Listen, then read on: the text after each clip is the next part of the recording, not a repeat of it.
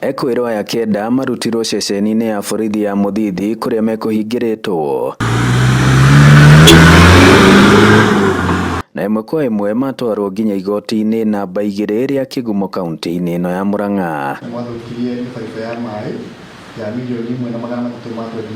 Kenda aya arĩa othe nĩ arũme mathomeirwo thitango ĩyo ya ũthũkangia wa mĩberethi na indo ingĩ cia bata cia kambuni ya maĩ ya Muswasco kuria mareganire na thitango ĩno.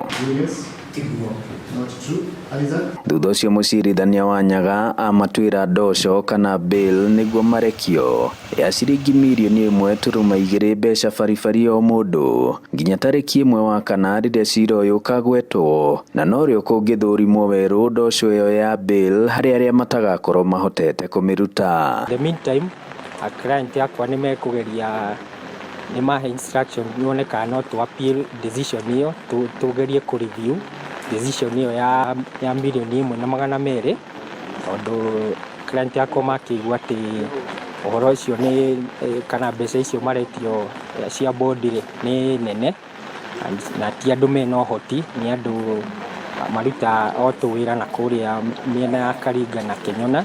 Nĩ ndoco yonekete gũkorwo ĩrĩ nene kũrĩ kenda aya amu no arĩmi anini gũkũ Kenyona Kĩgumo, ona gũtuĩka hihi narĩo igoti rĩrenda kũgirĩrĩria njama ta ici gũgekĩka rĩngĩ. Ngĩribotera Inooro TV kuma igoti-inĩ rĩa Kĩgumo mũhuro wa kaunti ya Murang'a, njĩtagwo Joseph Wachira.